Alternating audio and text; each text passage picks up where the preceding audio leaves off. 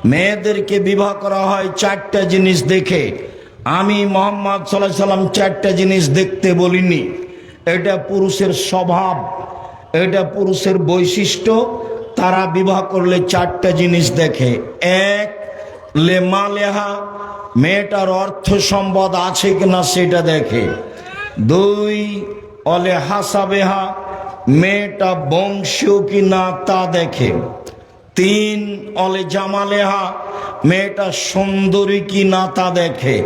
চার, অলে দিনেহা, মেয়েটা ধার্মিকা কি না, পর্দা করে কি না, এইটা দেখে। এটা হলো পুরুষের অভ্যাস, এটা তাদের আদাত, এটা তাদের গতিবিধি। আমি মোহাম্মদ সাল্লাল্লাহু আলাইহি সাল্লাম বলে গেলাম, ফানফার ফাসফার বেজাতির দিন, পৃথিবীর মানুষ তোমরা পরহেজগার মেয়েকে বিবাহ করো, বেপর্দা বেহায়া নারীকে বিবাহ করে ছেলে মেয়ে মানুষ করব এমনটা হিসাব করবেন না, ভুল হিসাব। আমি আপনার গতিবিধি খুব ভালো বুঝি। কেন? আমি 14 সাল থেকে প্রতিষ্ঠান চালাই। বাংলাদেশের সর্ববৃহৎ প্রতিষ্ঠান জামিয়া সালাফিয়া। রূপগঞ্জে যেটা আছে সেটা প্রায় 100 বিঘা জমির উপরে, রাজশাহীতে যেটা আছে সেটা প্রায় 50 বিঘা জমির উপরে, দিনাজপুরে যেটা আছে সেটা প্রায় 20 বিঘা জমির উপরে, ময়মনসিংহে যেটা গড়তে যাচ্ছে প্রায় 8-10 বিঘা জমির উপরে, ফেনীতে যেটা গড়তে যাচ্ছে প্রায় 8-10 বিঘা জমির উপরে, চট্টগ্রামে এইরকমই, বরিশালে চলমান রয়েছে। সম্মানিত দিনী ভাই বোন, জামিয়া সালাফিয়ায় প্রায় 5000 ছেলে মেয়ে পড়াশোনা করে। প্রায় 300 জন শিক্ষক শিক্ষিকা রয়েছেন যাদের প্রতি মাসে বেতন লাগে 40 লক্ষ। কিভাবে চলে তা আমার জানা নাই। তবে জামিয়া সালাফিয়া বৈদেশিক পয়সা দিয়ে চলে না, কোনো সংস্থা দিয়ে চলে না, বাংলাদেশের কোনো বিত্তশালী দিয়ে চলে না। আমি আর আপনি সাধারণ মানুষ, যে সাধারণ সহযোগিতা করে থাকি, এ দিয়ে জামিয়া সালাফিয়া চলে। জামিয়া সালাফিয়া কিভাবে চলে তা শিক্ষক জানে না, তা ছাত্র জানে না। এ রসিদ বহি বাইরে ব্যবহার হয় না। কেউ এই প্রতিষ্ঠানের রসিদ বহি বাইরে ব্যবহার করতে পারবে না। কোনো শিক্ষক ব্যবহার করলে তার জরিমানা হবে। এ হলো জামিয়া সালাফিয়া। জামিয়া সালাফিয়ার অংশ হিসাবে সবচেয়ে বড় কাজ আদ-দাওয়া ইলাল্লাহ, মসজিদ ভিত্তিক কোরআন শিক্ষা এবং আকীদা শিক্ষার জীবনবাজি রেখে চেষ্টা চলছে। একেবারে তেঁতুলিয়া থেকে টেকনাফ পর্যন্ত আমরা এদেশের মাটিতে মক্তব গড়বই ইনশাআল্লাহ। এখন প্রায় 600 মসজিদ চলে বা তার চেয়েও বেশি। প্রশিক্ষণ দেওয়া হয়, যা আব্দুল্লাহর মুখে শুনেছেন। যারা প্রশিক্ষণ নিতে যায় ফ্রি, আসে ফ্রি, থাকে ফ্রি, খায় ফ্রি, বই পুস্তক সিলেবাস ফ্রি। জামিয়া সালাফিয়ার আল ইতেসাম পত্রিকা আছে, 50টা প্রশ্নের উত্তর আসে, 16,000 পত্রিকা ছাপে। জামিয়া সালাফিয়ায় প্রেস আছে, অনলাইন আল ইতেসাম পত্রিকা আছে, আরবি পত্রিকা আছে, 3 মাসের ত্রৈমাসিক কিশলাই পত্রিকা আছে। জামিয়া সালাফিয়া আপনাদের বিশাল সম্পদ।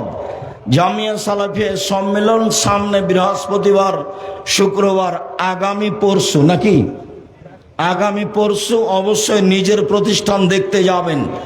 দল মুক্ত প্রতিষ্ঠান জামিয়া সালাফিয়া, সংগঠন মুক্ত প্রতিষ্ঠান জামিয়া সালাফিয়া, হিংসা মুক্ত প্রতিষ্ঠান জামিয়া সালাফিয়া, শিরক মুক্ত প্রতিষ্ঠান জামিয়া সালাফিয়া, বিদআত মুক্ত প্রতিষ্ঠান জামিয়া সালাফিয়া, দেশের সর্ববৃহৎ প্রতিষ্ঠান জামিয়া সালাফিয়া, যেখানে 500-র অধিক এতিম অসহায় থাকে। সম্মানিত দিনী ভাই বোন, কথা প্রসঙ্গে এটা আপনাকে বলে রাখলাম, পরহেজগার মেয়ে দেখে বিবাহ করবেন।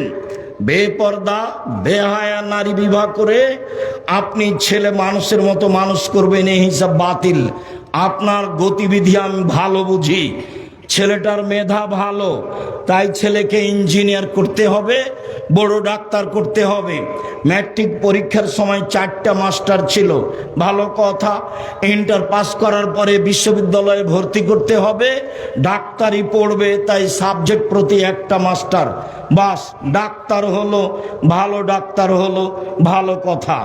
আপনি কি জানেন ব্যতিক্রম আমি বলছি না, ব্যতিক্রম থাকতেই পারে। আপনার ছেলে বড় ডাক্তার, ওই কোম্পানির ওষুধ লিখে যেই কোম্পানি তাকে টাকা দিয়েছে, এ প্রতারক। এটা আপনি টাকা খরচ করে মানুষ করলেন কেন? এ তো ধোঁকাবাজ। একে আপনি মানুষ করে কি বোঝাতে চাচ্ছেন আপনি আমাকে? সম্মানিত দিনী ভাই বোন, জাতির যদি রাস্তাঘাট করে দিতে না পারি, জাতির যদি স্কুল কলেজ করে দিতে না পারি, জাতিকে চূড়ান্ত সঠিক ধর্ম দিতে পারবো ইনশাআল্লাহ। ধর্মের ব্যাপারে জাতিকে ফাঁকি দিয়ে পরকাল হারাতে রাজি নই। ছেলে মেয়ে মানুষ করতে হবে জনগণের উদ্দেশ্যে, কল্যাণের উদ্দেশ্যে, পরকালের উদ্দেশ্যে। একে আপনি কি মানুষ করেছেন? একে আপনি বড় ইঞ্জিনিয়ার করেছেন, ও তো টাকা মেরে খায়, ও তো চোর, আপনি ভালোভাবে জানেন। ব্যতিক্রম সেটা ভিন্ন কথা। আপনার ছেলে খুব মেধাবী, লন্ডনে গেছে, আমেরিকায় গেছে, তখন ওরা তো আর বড় চাকরি বড় কাজ দিবে না।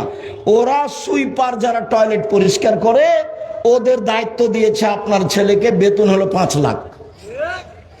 তো আপনার ছেলে দেখলো যে দেশে গেলে তো বেতন হবে 3 লাখ, তো তাহলে লন্ডনে থাকে, আমেরিকায় থাকে, সিটিজেন পেয়েছে, বাপও খুশি মাও খুশি, দুনিয়া দখল করে নিয়েছে।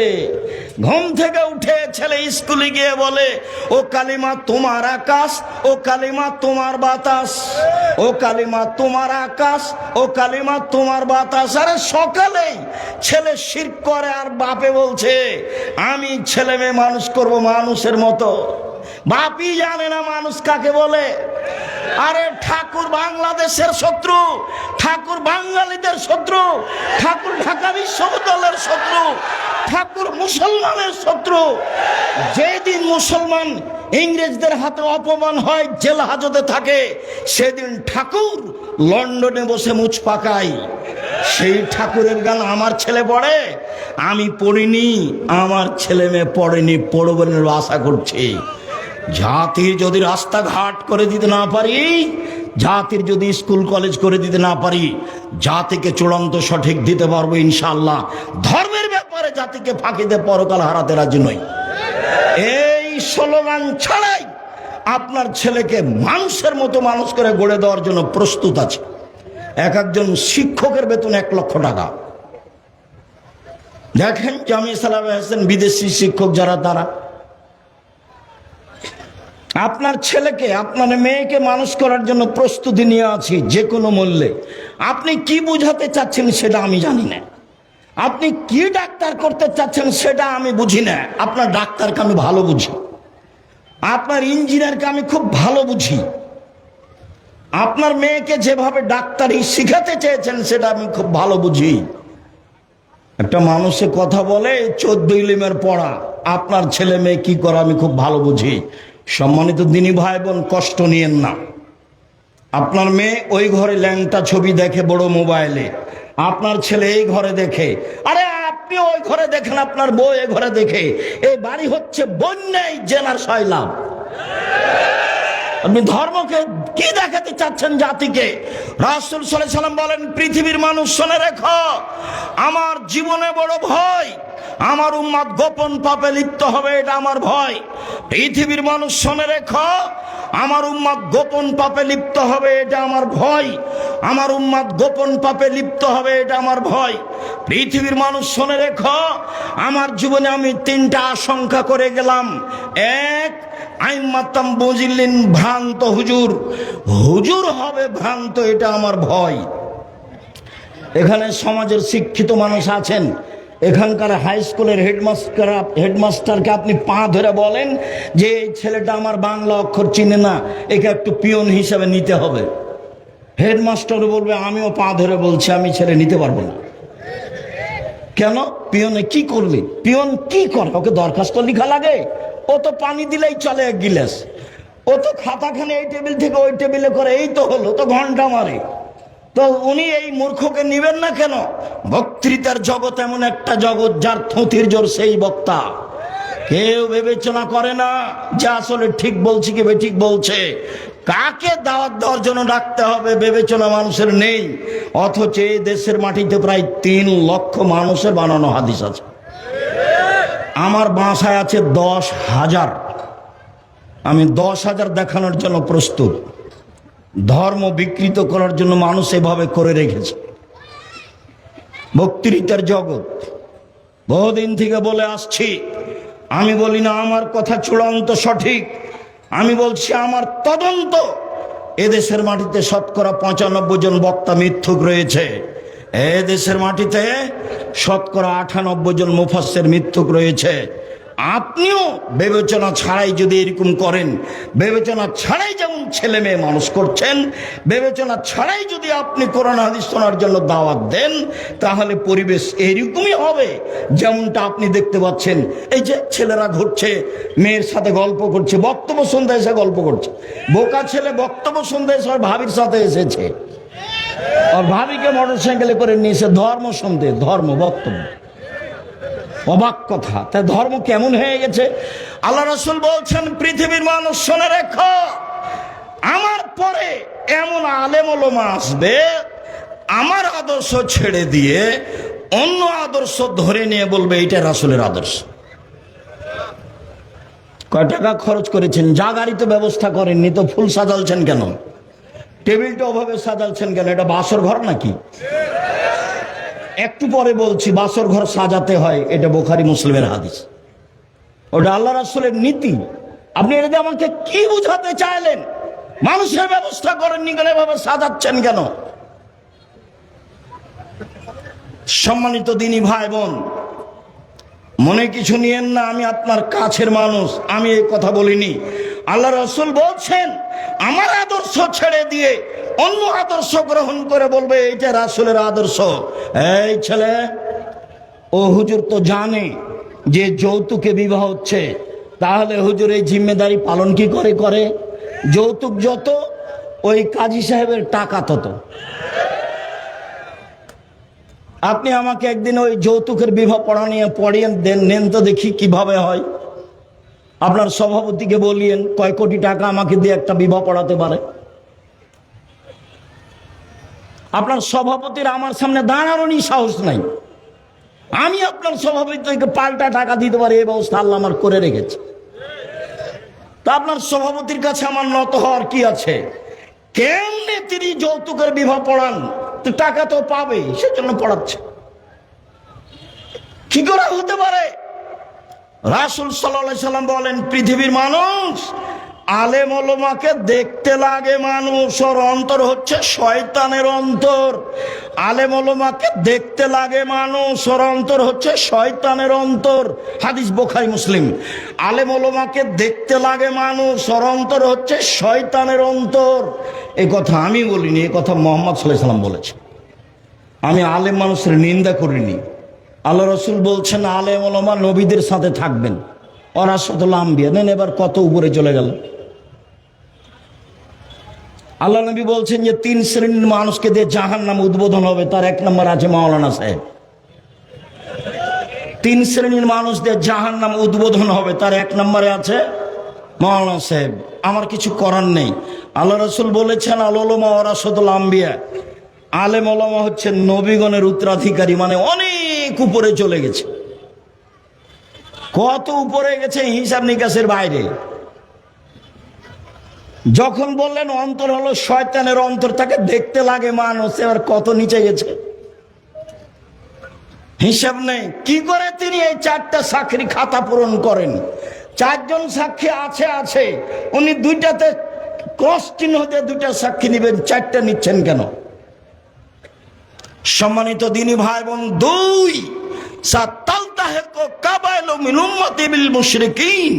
আমার উম্মত মিশে যাবে হিন্দুদের সাথে, এইটা আমার ভয়। 2 নম্বর ভয়, আমার উম্মত মিশে যাবে হিন্দুদের সাথে। গান বাজনা বাদ্যযন্ত্র কাদের? হিন্দুদের। মুরব্বীরা অনেকেই বৈঠকে আছেন, ভাইজান আগে হিন্দুদের বিবাহ লাগলে খুব বাজনা বাজতো না? তো আমাদের গ্রামের ছেলেরা দৌড়িয়ে যেত দেখতে। তো এখন তো সবার বিবাহতেই বাজনা বাজে। তো আপনার ছেলে নাকি লন্ডন থেকে পড়ে এসেছে, ও কি করে? আরে আমার সোনার বাংলা না হয় ঠেকালো না ঠাকুরের, এইটা কি করে? জাতির জন্য ছেলে মানুষ করবেন, জাতির জন্য, যা হবে হবে। বাবা আমি গরিব মানুষ নই, পৈতৃক সম্পত্তি দিয়ে তোমাকে পড়াচ্ছি, জাতির কল্যাণের জন্যই পড়াচ্ছি। 1 মিনিটের জন্য জাতির কাছে মাথা নত করবা না। মরলে শহীদ, বাঁচলে গাজী, উভয় সমান। মরাও যতটুকু, বাঁচাও ততটুকু। আমি মুসলিম চিররণবীর, মরণকে করি না ভয়। মরলে শহীদ, বাঁচলে গাজী, আমার উভয় সমান। মরলেও জান্নাত, বাঁচলেও জান্নাত, আমার উভয় সমান। এইভাবে ছেলে মানুষ করবেন, তাহলে জাতির উপকার হবে, আপনার উপকার হবে। কি মানুষ করলেন? ওই যে সেদিন আপনার জামালপুরে এই গ্রামের ছেলেটা, কথার কথা, ঢাকা থেকে আসলো, পিজি হাসপাতালের ডাক্তার, 3 লাখ টাকা বেতন। তো গাড়ি থেকে নামলো, দেখলাম প্যান্টটা টাকনোর নিচে আছে, গলায় টাই আছে, হাতে সিগারেট আছে, দাড়ি চাঁচা আছে। ডাক্তার সাহেব নামলেন গাড়ি থেকে। একটু পরে দেখলাম বৌমা গাড়ি থেকে নামলো, গায়ে হালকা হালকা কাপড় আছে। একটু পরে দেখলাম নাতনি গাড়ি থেকে নামলো, গায়ে কাপড় নেই। দেখি গাড়ির পিছন দিকে কুকুর আছে। এবার আপনি বলেন আপনার পয়সার অবস্থা কি? আমাকে জবাব দিতে হবে না, আপনি প্রস্তুত থাকেন। আমি জবাব দিব কেন? ছেলে আপনার, জবাব আপনার। টাকা আপনার, জবাব আপনার। মেয়ে আপনার, জবাব আপনার। আপনি প্রস্তুত থাকুন। এটা বাস্তব হলে আপনাকে জবাব দিতে হবে। 3 আমার উম্মত মূর্তি পূজা করবে। আমাকে বলছে, আমি ঢুকতে অফিসে বলছি ভাইজান ছবিটা নামান। তখন বলছে ভাইজান আমার আম্মাকে খুব ভালোবাসি, এই জন্য আমার আম্মার ছবিটা এভাবে বেঁধে সুন্দর করে রেখেছি। তো আমি বলছি আপনি কুসন্তান, আপনি খারাপ সন্তান। আপনার মাকে কবর দিয়ে এসে 5 ফুট সাইজের ছবিটা ছিঁড়ে টুকরা টুকরা করে সব মানুষ যখন চলে গেছে, তখন আপনি কবরের পাশে গিয়ে যদি বলতেন আল্লাহুম্মা গফিরলাহু ওয়ারহামহু, আল্লাহ তুমি আমার মাকে ক্ষমা করো, তার প্রতি দয়া করো। আফানহু, তুমি তার প্রতি নিরাপত্তা অবতীর্ণ করো। আকনুরুজলাহু, তুমি তাকে দামি সম্মানী খাদ্য খেতে দাও। অসে মাদখালাহু, তুমি তার থাকার জায়গা প্রশস্ত করে দাও। অক্সেল বিল মাই ওয়াসাল, যে তুমি তাকে ঠান্ডা পানি দিয়ে ধুয়ে পরিষ্কার করে দাও। অনাক্কিহি মিনাল খাতায়া কামা নাকাসাবুল আবিজু মিনাদ দানাস, তুমি তাকে পাপ থেকে পরিষ্কার করো যেভাবে সাদা কাপড়কে ময়লা থেকে পরিষ্কার করা হয়। আব্দুল্লাহু দারান খায়রান মিন দারিহি, দুনিয়াতে যে বাড়ি ছিল তার চেয়ে সুন্দর বাড়ি আমার মাকে দাও। ওয়াহালান খায়রান মিন আহলিহি, আমার মায়ের যে পরিবার ছিল তার চেয়ে সুন্দর পরিবার দাও। ওয়াজাওজান খায়রান মিন জাওজিহি, আমার মায়ের যে পরিবার ছিল, স্বামী ছিল, তার চেয়ে ভালো ব্যবস্থা করো। ওয়াজহুমিন আযাবিল কবর, তুমি তাকে কবরের শাস্তি থেকে বাঁচাও। ওমিন আযাবিন নার, তুমি তাকে জাহান্নামের শাস্তি থেকে বাঁচাও। এইটা যদি বলতো তাহলে মা একটা সন্তান রেখে গেছে। আরো আমাকে কি দেখাচ্ছে বলেন তো? ওর মাকে সুন্দর করে কাঠে কি ভাই, ওটা কি বলে ভাই, বলে যে ভাইজান কি দিয়ে কিভাবে সাজায়? হ্যাঁ, ফ্রেম তৈরি করে মাকে সুন্দর করে সাজিয়ে রেখেছে। আমাকে বলছে হুজুর আমার মাকে খুব ভালোবাসি, এই জন্য রেখেছে। আমি আর কোনো পথঘাট না পেয়ে মুখের উপরে বলেছি আপনি কুসন্তান। আমি আর কি করতে পারি? আমাকে তো কিছু বলাই লাগে, এটা না সরালে তো আমি ভিতরে ঢুকবো না। পরিস্থিতি যতই কঠিন হোক, যেখানে ছবি আছে আমি অতীতে কোনোদিন সেখানে ঢুকিনি। দেখেন মৌলানা সাহেব আপনার কুলাবে না, আপনি আমাকে ভিতরে নিয়ে যায়েন না। কি কি বলছেন স্টেজ থেকে বলে বিদায় করে দেন, আমি গাড়িতে উঠে। আপনি কোথায় নিয়ে গিয়ে বসতে দিবেন? যেখানে বসতে দিবেন সেখানে ছবি মূর্তি দিয়ে ঘেরা। আমার উম্মত মূর্তি পূজা করবে, এটা আমার ভয়। এক, হুজুর হবে ভ্রান্ত, এটা আমার ভয়। 2, আমার উম্মত হিন্দুদের সাথে মিশে যাবে গান বাজনা চাল চলনে, এটা আমার ভয়। 3, আমার উম্মত মূর্তি পূজা করবে, এটা আমার ভয়। এ কথা মুহাম্মদ সাল্লাল্লাহু আলাইহি সাল্লাম বলেন। সম্মানিত দিনী ভাই বোন, আল্লাহ রাসূল বলেন আদ-দুনিয়া কুল্লুহা মাতা খায়রু মাতা'id দুনিয়া আল মারাতুস সালেহা, সারা পৃথিবীর সম্পদ সবচেয়ে ভালো সম্পদ হলো ভালো স্ত্রী। অতএব একটা ভালো মেয়ে দেখে বিবাহ করতে হবে। মেয়ে দেখা যায়। একজন সাহাবী এসে বলছেন আল্লাহর নবী আমি বিবাহ করেছি। তখন আল্লাহ রাসূল বললেন তুমি কি মেয়েটাকে দেখেছো? ফানজুর ইলাইহা ফাইনা আয়নে নেশাইল ইমরাতে ও মারাতিল ইমরাতে শায়া। আনসারি মহিলাদের চোখে দোষ আছে, সমস্যা। বিবাহ করার পরে যদি ধরা পড়ে তখন তুমি বারবার বলবা তোমাকে দেখলে বিবাহ করতাম না, এই ভালো নাই সেই ভালো নাই, আমি তোমাকে তালাক দিব, এই সব একটা কথা চলবে না। অতএব আগে দেখে নাও, আগে দেখে নিলে সিদ্ধান্ত বাতিল, আপনার সিদ্ধান্ত চলবে না। মধ্যখানের একটা কথা, রাগ করলে তালাক বলবেন না। বেগুনের গাছ থেকে বেগুন ছিঁড়ে খেলে তবুও গাছটা থাকে, আর মোলায়ের গাছটা উঠালে কিছু থাকে না। তালাক মুখে ব্যবহার করিয়েন না। এমনি কিছু বলেন, বকাঝকা কিছু করা লাগলে করেন, বিছানা ত্যাগ করা লাগলে করেন, পৃথক হয়ে কিছুদিন থাকেন। তালাকের কথা বলিয়েন না। তালাক বললেই সমস্যা শেষ। তালাক বললেই একবারে মাথার উপরে বোঝা নেমে গেল। একবারে মেয়েটাও বলছে তোর সংসার করব না, কোনো কথা তুই মানিস না, আমাকে তালাক দে, তালাক দে, এখনই তালাক দে, এখনই তালাক দে। তখন আপনি নির্ভয় হয়ে বলছেন যা যা তোকে ছেড়ে দিলাম, এক তালাক দিতে হলে 100 তালাক, যা যা। ছেলে 3টে, যেমন তালাক দেওয়া হয়েছে শয়তান চলে গেছে। ইন্না লিল্লাহি ওয়া ইন্না ইলাইহি রাজিউন। এখন তালাক দেওয়া শেষ হয়ে গেছে, তখন কে চলে গেছে?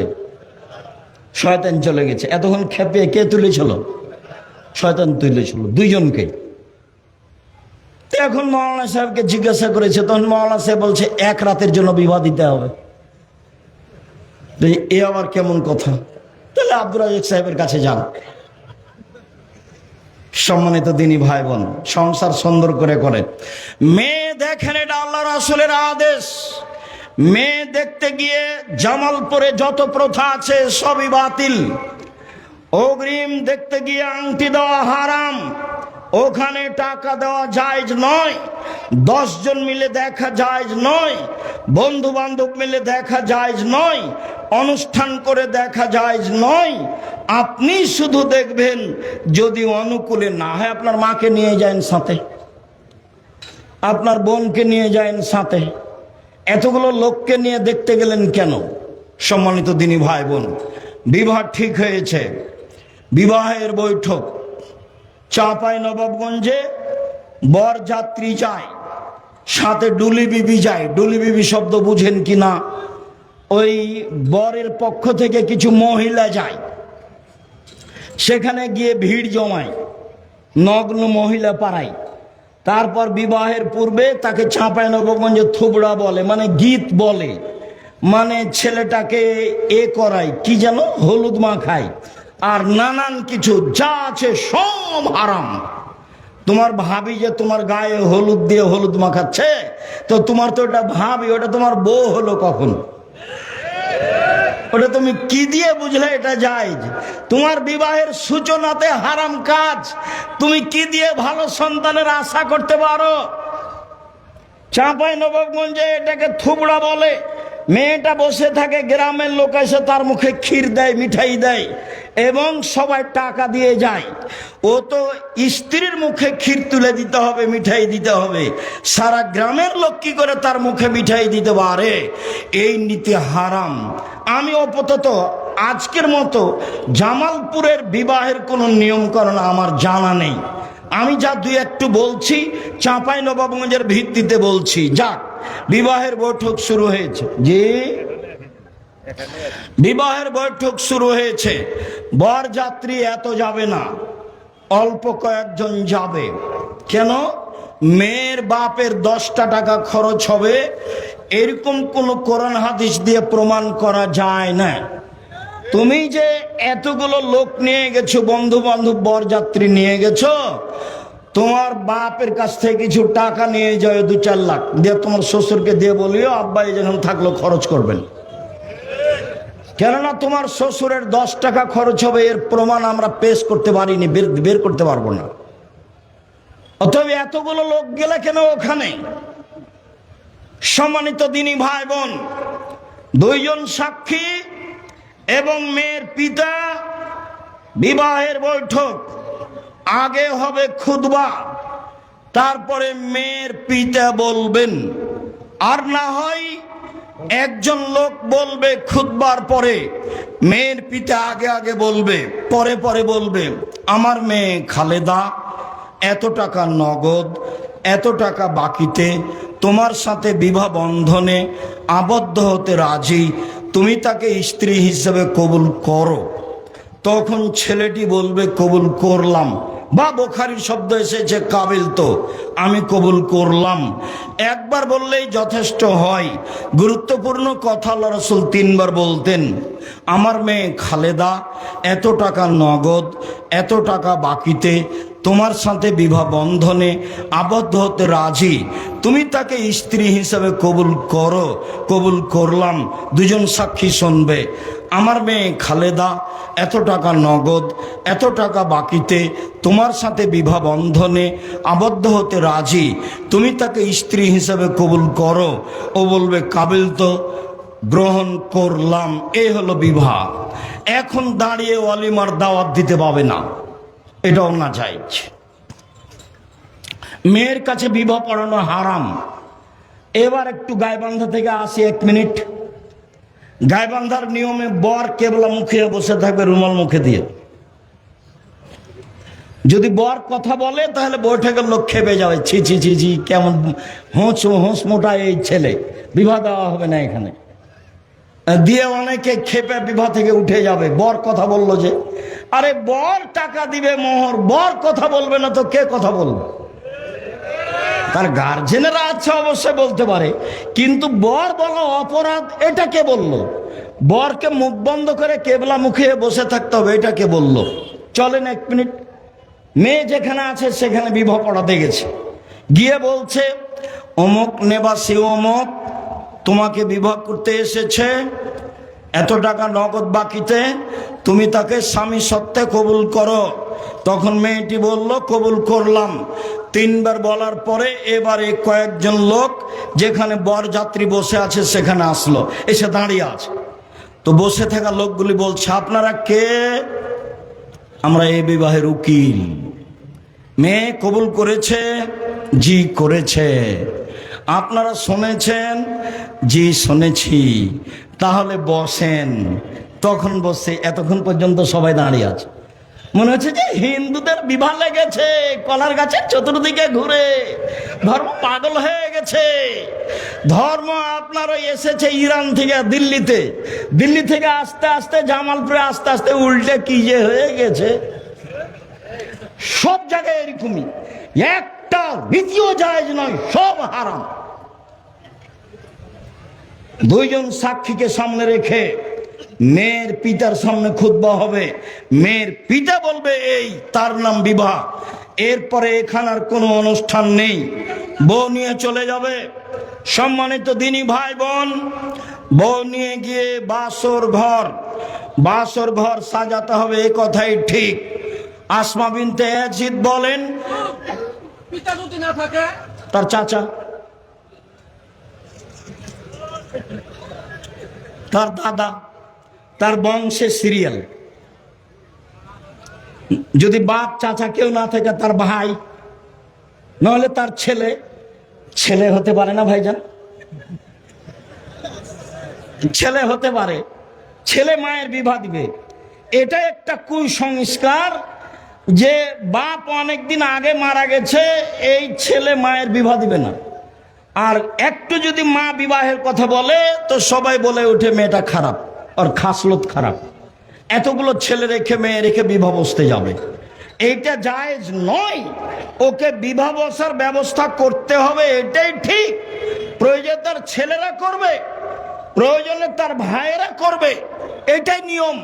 সম্মানিত দিনী ভাই বোন, আসমা বিনতে ইয়াজিদ বলছেন, আমি আয়েশাকে সুন্দরী করে সাজালাম। 1 মিনিট আগের অংশ। আয়েশা রাদিয়াল্লাহু তাআলা আনহা বলেন, আমি আমার বান্ধবীদের নিয়ে দোলনায় খেলাচ্ছিলাম।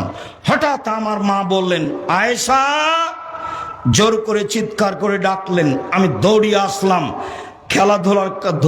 খেলার কারণে আমার গায়ে ধুলাবালি কিছু লেগে আছে। আমার মা একটু পানি দিয়ে আমার গায়ের ধুলাবালিগুলো মুছে দিলেন। তারপর একটা ঘরে নিয়ে গেলেন, দেখি সেখানে আনসারীদের মহিলা, তারা আমাকে সুন্দরী করে সাজালেন।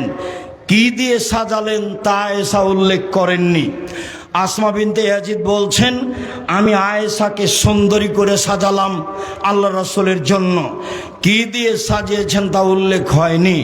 তবে আবু হুরায়রা রাদিয়াল্লাহু তাআলা আনহু বলেন, রাসূল সাল্লাল্লাহু আলাইহি সাল্লাম বলেছেন, তিবুর রিজালে মা জাহারা রিহু ওয়া খাফিয়া লাউনুহু, পুরুষের সুগন্ধি যার গন্ধ পাওয়া যায় দেখতে পাওয়া যায় না, পুরুষের সুগন্ধি যার গন্ধ পাওয়া যায় দেখতে পাওয়া যায় না, মহিলাদের সুগন্ধি যা দেখতে পাওয়া যায় গন্ধ পাওয়া যায় না, মহিলাদের সুগন্ধি যা দেখতে পাওয়া যায় গন্ধ পাওয়া যায় না।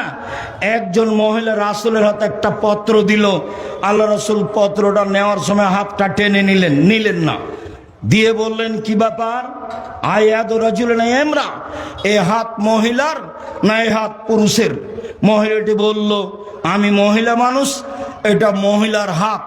তখন আল্লাহ রাসূল বললেন, তাহলে তোমার হাতটা তুমি মেহেদি দিয়ে পরিবর্তন করনি কেন? তার মানে মেয়ের হাতে মেহেদি দিতে হবে, মেয়েরা হাতে মেহেদি দিতে বাধ্য। হাতের নখে তো দিতে হবেই, পায়ের নখেও মেহেদি দিতে হবে।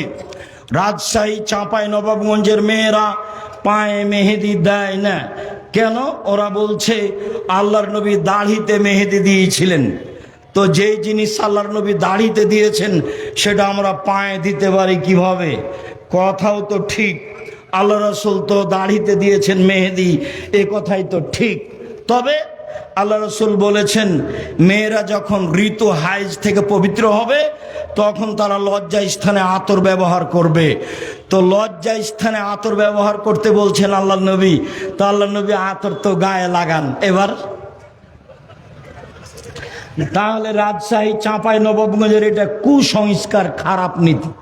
জামালপুরে এই নীতি আছে কিনা আমি জানি না। মেয়েরা হাতে মেহেদি দিবে, পায়ে মেহেদি দিবে, যেখানে যেখানে মেহেদি লাগালে ভালো লাগবে সেখানে সেখানে মেহেদি দিবে। তাদের সুগন্ধি যা দেখতে পাওয়া যায় গন্ধ পাওয়া যায় না। বিউটি পার্লারে যা কিছু আছে পদার্থ বৈধ হলে মেয়ে সব কিছু ব্যবহার করতে পারে, তবে সেখানে ঢুকতে পাবে না। ওই মেয়ে মানুষের সামনে তার মাথার চুল খুলে অঙ্গ প্রত্যঙ্গ খুলে বিউটি পার্লারে বসে এগুলি ব্যবহার করা হারাম। উল্লেখ্য যে রাসূল সাল্লাল্লাহু আলাইহি সাল্লাম কয়েকটা জিনিস উল্লেখ করেছেন। পৃথিবীর মানুষ শুনে রেখো নবীগণের বৈশিষ্ট্য, পৃথিবীর মানুষ শুনে রেখো নবীগণের খাসলাত, অভ্যাস। এক, কাসু সারে মোচ কেটে ফেলা, মোচে ব্লেড ব্যবহার করা যাবে না, কেঁচি দিয়ে কেটে ফেলতে হবে।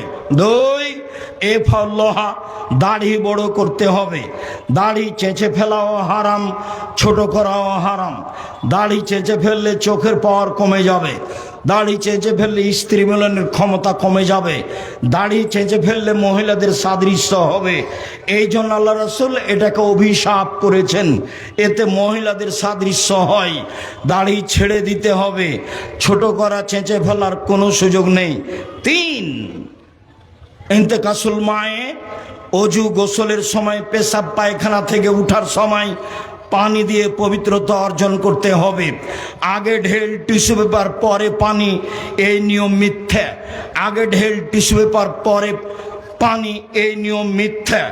সরাসরি ঢেল দিয়ে সরাসরি পানি দিয়ে পবিত্রতা অর্জন করতে হবে। রাসূল সাল্লাল্লাহু আলাইহি সাল্লাম পানি দিয়ে পবিত্রতা অর্জন করে হাতটা মাটিতে মেজে নিলেন, তারপরে তিনি অজু করলেন। যখন করোনা দেখা দিয়েছিল তখন করোনার জন্য অনেক প্রস্তুতি ছিল। আমি গেছি ব্যাংকে, ম্যানেজার সাহেব সামনে চেয়ারটা রাখেননি, যে ভাইজান চেয়ারটা কি হলো? আপনি তো কথা মানবেন না, এখানে বসলে অসুবিধা আছে ভাইজান। আচ্ছা ঠিক আছে, আমি দূরেই বসছি। তো আপনার ঢোকার সময় আপনার ছেলেরা বলছে আমার হাতে যেন কি লাগাতে চাই। শোনেন, ইসলাম ধর্ম পাগল নয়, এরা যে নীতি পালন করছে তার চেয়ে অনেক দামি ইসলামী নীতি।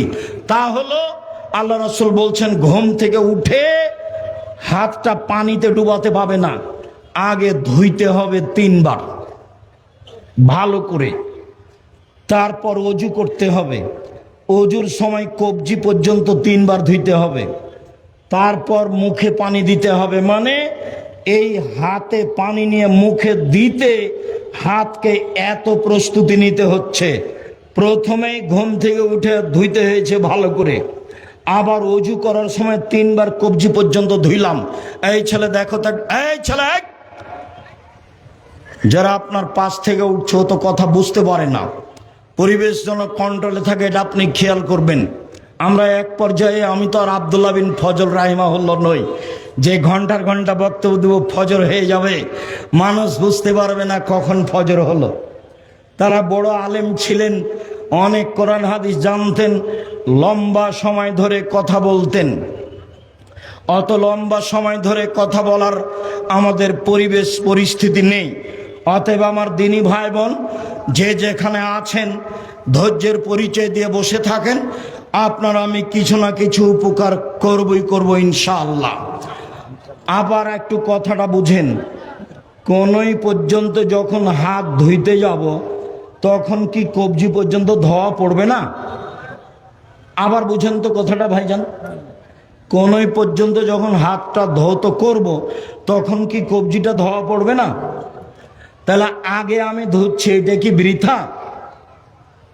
বাহ্যিকভাবে মনে হচ্ছে বৃথা, জি না। এই হাতে নিয়ে পানি নিতে এই হাতটা আগে কি হতে হবে? প্রস্তুত, রেডি হতে হবে। রেডি হলো 3 বার ঝকঝক করে হাতটা ধুইতে হবে, তার নামে ইসবাগুল ওযু। এতক্ষণে হাতটা প্রস্তুত হয়েছে মুখে পানি দেওয়ার জন্য। ঘুম থেকে উঠে হাতটা পানিতে ডুবানো নিষেধ। তারপরে সুন্দর করে ওযু করবেন, 2 রাকাত সালাত আদায় করে বাড়ি থেকে বের হবেন। করোনা কিছু করতে পারবে না। ঢাকাতে এক লোককে দেখতে গেছি, তো আর ছেলে মেয়ে দরজায় দাঁড়িয়ে আছে, আমাকে বলছে, হুজুর আপনি ভিতরে যায়েন না, দয়া করে আপনি ভিতরে যান না, দয়া করে আপনি ভিতরে যান না। তখন আমি বলছি, এই শোনো, তোমার বাপের গায়ে হাত দিয়ে দোয়া পড়ে যাব। এতে যদি আমার করোনা হয়, আমি বলবো না তোমার বাপের কারণে হয়েছে, আমি বলবো পৃথিবীর সৃষ্টির 50,000 বছর পূর্বে আমার ভাগ্যে করোনা লিখা হয়েছিল, সেজন্য হয়েছে। সতর্কতার কারণে যদি করোনা থেকে মানুষ বাঁচতে পারে, তাহলে ফিউচার পার্কের মালিক করোনায় মারা গেল কেন? তারা তো দেশের পানি খায় না। আর করোনার রোগীর অবশিষ্ট খাদ্যগুলো সামনে ফেলে দিলে কে খাচ্ছিল ভাইজান? না, ফকির টকির মানুষ, ফকির খাচ্ছিল। ওকে করোনায় তাজা ঘুরে বেড়াচ্ছে। আল্লাহ রাসূল বলছেন, আল্লাহ রাসূলের কথাকে দাম দিতে, আল্লাহ রাসূল বলছেন, লাম্মা খালাকাল্লাহুল খালকা, যখন আল্লাহ প্রাণী সৃষ্টি করলেন তখনই 4টে জিনিস লিখে দিয়েছেন, হায়াতাহা, মাউতাহা, রিজকাহা, মাসায়বাহা। 1 তার জীবন, 2 তার মরণ, 3 তার রুজি, 4 তার রোগ ব্যাধি। পৃথিবী সৃষ্টির 50,000 বছর পূর্বে আমার তাকদিরের রোগ ব্যাধি লিখা আছে। একে ঠেকানোর কোনো পথ নাই, একটাই পথ, দোয়া। খুব যদি কান্নাকাটি করে দোয়া করেন তো যেটা লিখা আছে ওটা কেটে দিয়ে আল্লাহ নতুন করে লিখে দিবেন। যেটা আপনি চাচ্ছেন সেটা খুব কান্নাকাটি করে দোয়া করলে একটু পরে আসছে সেই কথা, এটা আল্লাহ লিখে দিবেন। সম্মানিত দিনী ভাই বোন, এবার বাসর ঘরে সাজানো হয়েছে, মা খালা ফুফু সাজাবে। বাসর ঘরে স্ত্রীর মাথায় হাত দিয়ে দোয়া পড়তে হবে, আল্লাহুম্মা ইন্নী আসআলুকা খায়রাহা ওয়া খায়রা মা জাবালতা আলাইহি। আল্লাহ, এই স্ত্রীর কল্যাণ চাচ্ছি, যে কল্যাণ দিয়ে তাকে সৃষ্টি করা হয়েছে সেইটা চাচ্ছি। অযুবকা মিন শাররিহা, তার অনিষ্ট হতে বাঁচতে চাচ্ছি। অযুবকা মিন শাররি মা জাবালতা আলাইহা, যে ক্ষতি দিয়ে তাকে সৃষ্টি করা হয়েছে সেই ক্ষতি হতে বাঁচতে চাচ্ছি। এরপরে 2 রাকাত সালাত, এরপরে দাম্পত্য জীবন। শুনুন, আল্লাহ রাসূল বলছেন, কোন মানুষ যখন তার স্ত্রীর কাছে আসবে তখন বলবে, বিসমিল্লাহ আল্লাহুম্মা জান্নিবনা শায়তান ওয়া জান্নিবিশ শায়তান মা রাযাকতানা। হে আল্লাহ, তুমি আমাকে আর আমার স্ত্রীকে শয়তান থেকে বাঁচাও, আর আমাদের মিলনে যে সন্তান হবে সেই সন্তানকে তুমি শয়তান থেকে বাঁচাও। এরপরে সকালে হবে অলিমা, একদিন দুদিন তিন দিন হতে পারে। অলিমায় ধনী গরিব মানুষ সবাই থাকবে। যদি শুধু ধনী মানুষ থাকে তাহলে এই খাদ্য সবচেয়ে নিকৃষ্ট খাদ্য, এটা ফেলে দিতে হবে, কুকুরে খেয়ে নেবে। কোনটা অলিমা ফেলে দিতে হবে? যে অলিমায়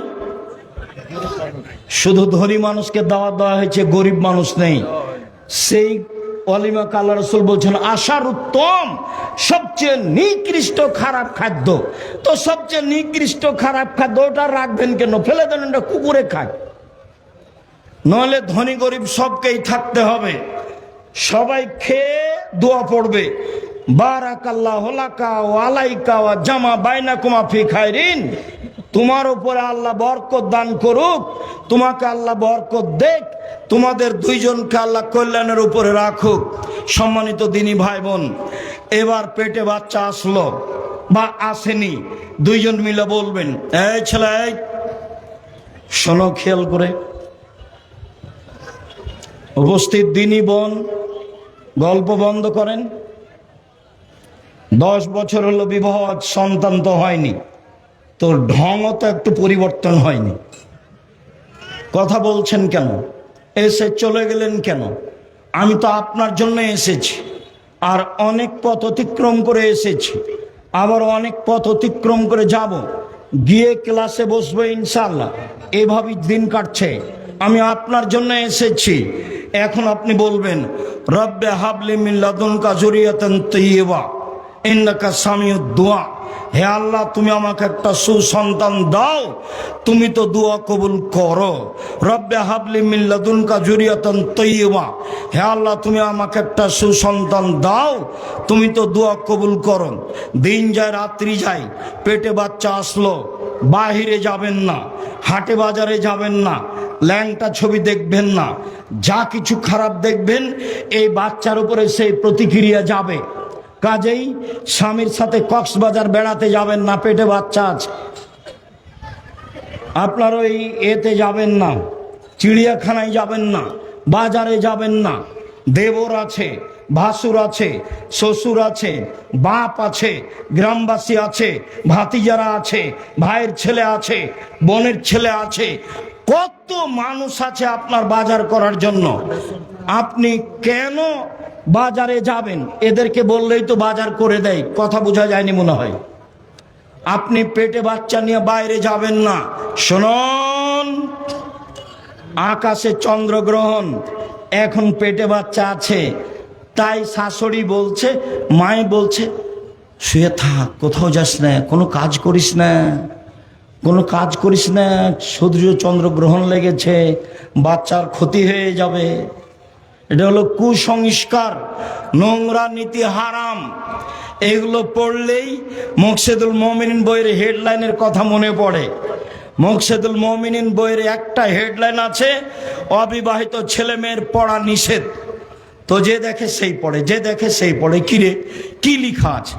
তো লেখা আছে ওখানে, চন্দ্রগ্রহণে স্ত্রী মিলন হলে ছেলে ভ্যাংচা হয়, ভরা পেটে স্ত্রী মিলন হলে ছেলে টেরা হয়, সফরের পূর্বে স্ত্রী মিলন হলে ছেলে কানা হয়।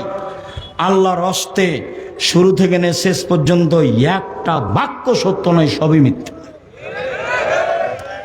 আল্লাহ বলছেন, পৃথিবীর মানুষ, নিসাউকুম হারসুল্লাকুম ফাতু হারসাকুম আন্না শাইতুম। তোমাদের স্ত্রী তোমাদের জমি, তোমাদের স্ত্রী তোমাদের ক্ষেত, তোমরা তোমাদের জমিতে আসো ইচ্ছা মতো।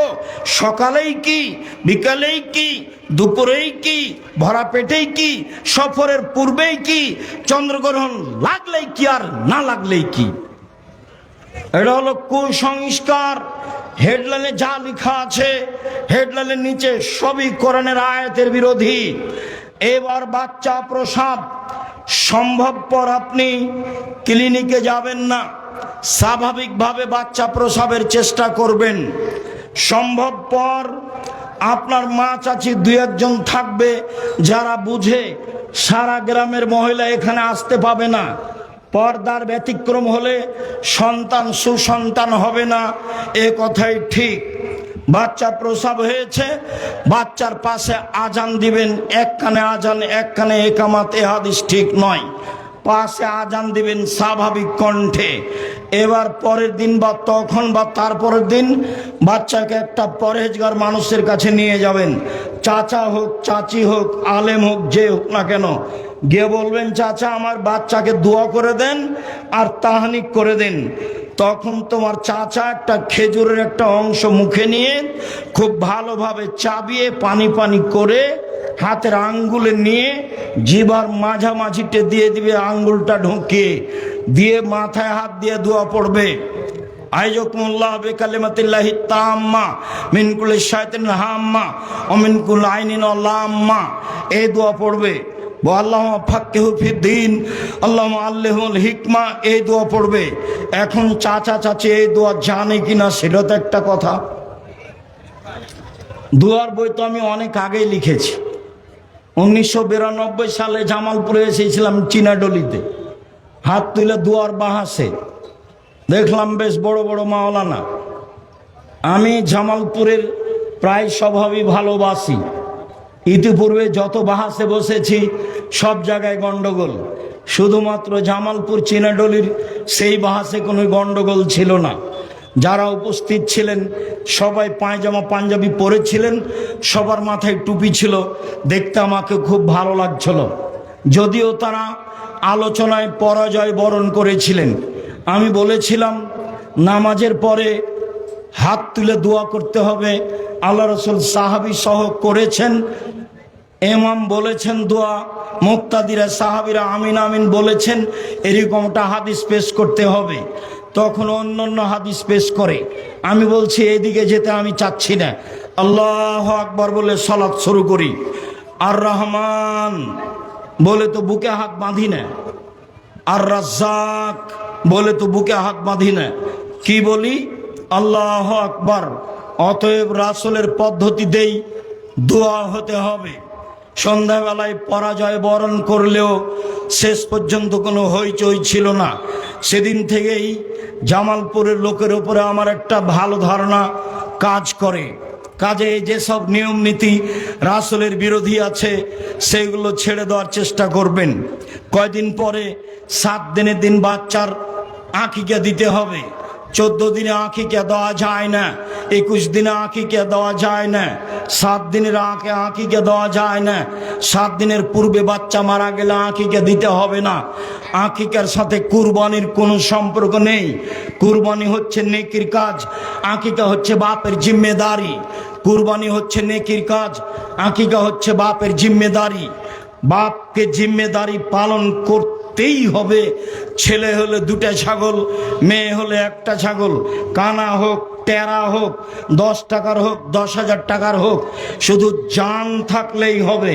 থাকলো কুরবানি তো মোটা তাজা, কুরবানি চোখ ভালো কিনা, কুরবানি সিং ভালো কিনা, কুরবানি খুর ভালো কিনা, কুরবানি লেজ ভালো কিনা, কুরবানি দেখতে সুন্দর কিনা। কুরবানি নেকির জন্য ফকির মিসকিনকে দিতে হবে। আকিকার গোস্ত ফকির মিসকিনকে দিতে বাপ বাধ্য নয়, আত্মীয় স্বজনকে দিতে বাধ্য নয়। আকিকার গোস্ত আপনার নিজস্ব গোস্ত, আপনি খাবেন কি দিবেন সেটা আপনার ব্যাপার। সম্মানিত দিনী ভাই বোন, 7ম দিনে আকিকা, কোনো এক সময়ে খাতনা দিতে হবে, বাপের জিম্মেদারি। মুসলমানের বৈশিষ্ট্য 5টি। 1 খাতনা করা, 2 হালাকুল আনাতে নিচের লুম পরিষ্কার করা, 3 কাসফুল আজফারে নখ কেটে ফেলা। নখ কাটতেই হবে, ছেলে হোক মেয়ে হোক। যদি নখ বড় থাকে তাহলে মেয়ে আদর্শ শিখতে পারেনি, পিতা অযোগ্য দায়িত্ব পালন করতে পারে না। সম্মানিত দিনী ভাই বোন, আপনাকে খাতনা দিতে হবে, ছেলের বাধ্য। ছেলে এখন হাঁটতে পারে, পায়জামা পরাতে হবে, হাফ প্যান্ট নয়। মেয়ে এখন হাঁটতে পারে, পায়জামা পরাতে হবে, জাঙ্ঘিয়ে নয়। দিন যায় রাত্রি যায়, 5-7 বছর হয়েছে, বাচ্চা এখন পড়তে যেতে পারে। তাহলে মেয়ে বাচ্চা হলে মাথায় একটা স্কার্ফ দিয়ে বাচ্চাকে স্কুল পাঠাতে হবে। যে স্কুলে বলা হয় না ওমা তোমার আকাশ, ওমা তোমার বাতাস, সম্ভবপর সে স্কুলে পাঠাতে হবে। দিন যায় রাত্রি যায়, বাচ্চার বয়স হয়েছে 7 বছর, তাকে সলাতের জন্য বলতে হবে। দিন যায় রাত্রি যায়, বয়স হয়েছে 15 বছর, তাকে সলাতের জন্য বাধ্য করতেই হবে যে কোনো মূল্যে। রাসূল সাল্লাল্লাহু আলাইহি ওয়াসাল্লাম বলেন, মান ওয়ালাদালাহু ওয়ালাদুন ফালইহসান ইসমাহ, কার যদি ছেলে মেয়ে জন্ম নেই, 1 সুন্দর নাম রাখতে হবে, 2 আদাবাহু সুন্দর শিষ্টাচার শিখাতে হবে, 3 বড় হলে বিবাহ দিতে হবে, 4 বড় হয়ে যায় যদি বিবাহ না দেয়, এই ছেলে মেয়ে যদি কোনো পাপ করে, সেই ছেলে মেয়ে তার পিতা পাপ সে পিতার হবে। সম্মানিত দিনী ভাই বোন, আমরা আলোচনার একটা পর্যায়ে এসে শেষের দিকে চলে আসলাম। এই ছেলে